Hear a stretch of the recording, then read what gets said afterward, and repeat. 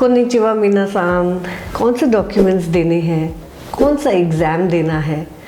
I know admission time can be so stressful for all the students. जनवरी आ गया है।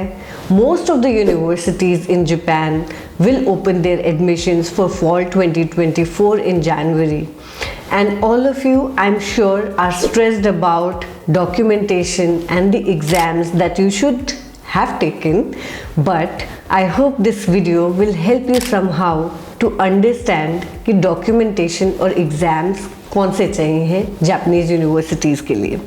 So here is my timely video to help you sort this out. But before we move forward, please subscribe this channel if you haven't done that. So let's start with the document 1. So the first document is your proof of English proficiency. Surprisingly, Japan में पढ़ने के लिए you need a proof of English proficiency. That's right. So you need either TOEFL, TOEIC or IELTS. There is another exam, English proficiency exam, which is a lesser known exam called Duolingo, that is also acceptable in some of the universities. So in exams में से आप कोई भी दे सकते हैं। Duolingo happens to be much affordable than rest of them, but not all universities accept Duolingo. बहुत सारी universities ऐसी भी हैं जो कि आपको इंग्लिश प्रोफिशिएंसी एग्ज़ाम से एग्जम्प्ट कर देती हैं if your high school education has been in English.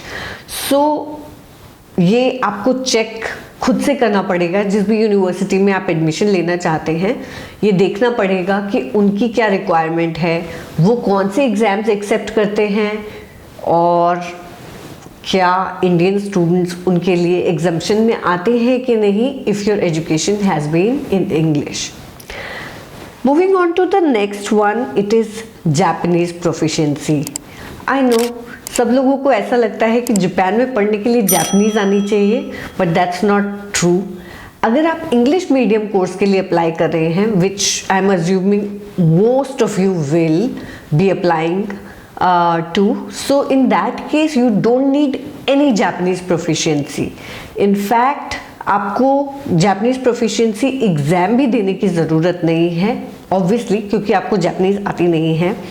So in that case there is no requirement. But अगर आपको जापानीज़ आती है, आपने थोड़ी भी जापानीज़ सीखी है, in that case you can appear for JLPT or NAT exam. This will कुछ यूनिवर्सिटीज़ में हो सकता है कि आपके इस JLPT या NAT एग्ज़ाम के रिजल्ट्स को एक पॉजिटिव वे में ट्रीट किया जाए। It might strengthen your application. So that's a possibility, but it totally depends on the screening of each university. और ये जानना थोड़ा सा मुश्किल होता है कि कौन सी यूनिवर्सिटी का स्क्रीनिंग क्राइटेरिया क्या है और कौन सी चीज़ों को वो कितना इम्पोर्टेंस देते हैं। That's why you need a counselor like me there. So moving on to the third requirement, that is standardized test.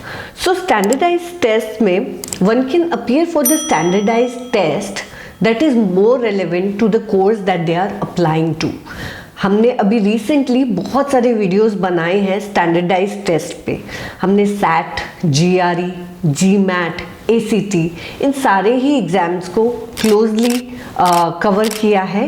I am tagging some of the videos here and you can refer to those to understand कि आपके course के लिए कौन से standardised test ज़्यादा relevant है।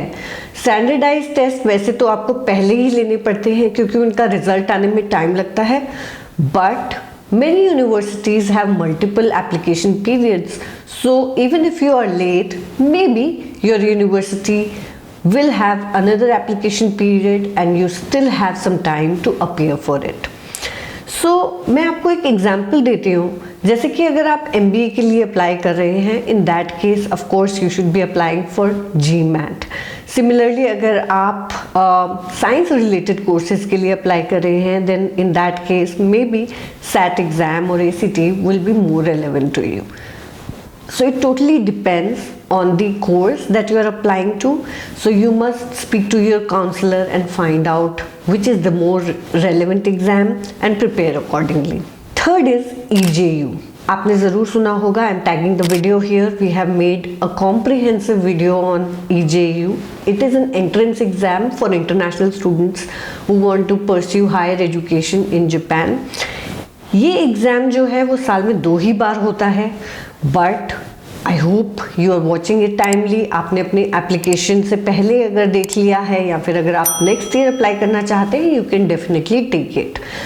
सो EJU के लिए आपको थोड़ी बहुत जापानीज़ आना ज़रूरी है, और इसमें दूसरे जो सब्जेक्ट्स होते हैं वो होते हैं साइंस, जिसमें कि बायोलॉजी, केमिस्ट्री एंड फिजिक्स. इनमें से आप कोई भी 2 चुन सकते हैं, and Japan in the world and mathematics.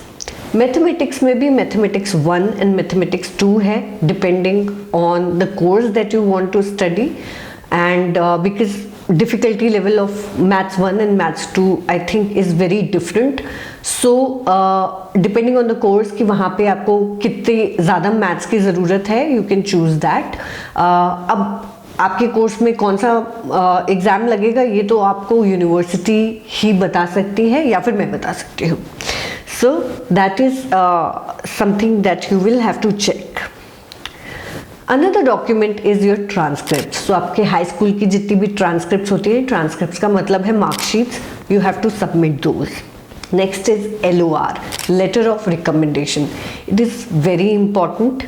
So आपको letter of recommendation provide करना होता है. So whichever is your strong subject, आप उस टीचर से बात कर सकते हैं. They can write a recommendation letter for you.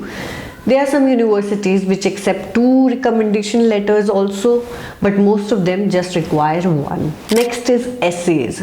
Her university की ऐसे की रिक्वायरमेंट ज़रूर होती है. That is the only window for you कि जहाँ पे आप अपना पर्सनल स्टेटमेंट लिख सकते हैं, अपने आप को एग्जिबिट कर सकते हैं, अपनी स्ट्रेंथ्स दिखा सकते हैं जो कि आपके बाकी एरियाज़ में नहीं पकड़ में आ रही है. So in that case essays play a very important role. So essays का जो टॉपिक होता है हर यूनिवर्सिटी का अलग होता है. आपको यूनिवर्सिटी में खुद देखना पड़ेगा. हर डिसिप्लिन का अलग होता है, हर कोर्स का अलग होता है, तो आपको खुद चेक करना पड़ेगा कि ऐसे का टॉपिक क्या है, and you have to write it. Don't plagiarise.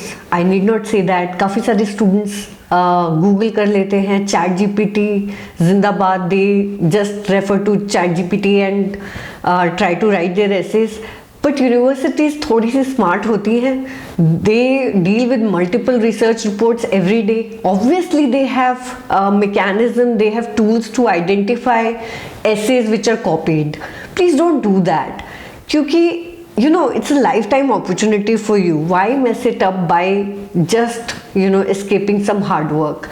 And इसको आप एक अपॉर्चुनिटी की तरह लें कि आपके पास एक आपके बारे में कोई जानना चाहता है. So please put your heart into it and write an honest essay as much as you can. Okay, next is extracurricular certificates. So अगर आपकी participation काफ़ी एक्टिव रही है during your school days, please put that forward. So वो जो certificates हैं वो आप सबमिट कर सकते हैं. क्लास 2 और 3 के रहने दीजिएगा. You can focus only on high school most probably, and don't focus on the ones which are inter-school or which are basically very commonly awarded.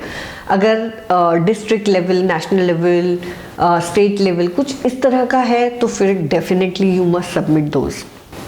Valid passport. So most universities will ask you for a valid passport. If you don't have a passport yet, you are planning to apply for one, that should be okay. You can submit any other ID also. The last one is information regarding financial status. So इसमें आपके जो भी sponsor हैं, it could be your father, your mother, your uncle, anybody, your sister, brother, whoever is working. उनकी information ली जाती है, उनकी इनकम की information and their bank account balance, some information, basic information regarding that. So these are some of the documents that are usually mandatory, but university specific भी होते हैं. So you need to really pay close attention to the documents that your university has asked you to submit. So I really hope this video was helpful to you. If you still haven't subscribed this channel, please do that and like this video. Thank you.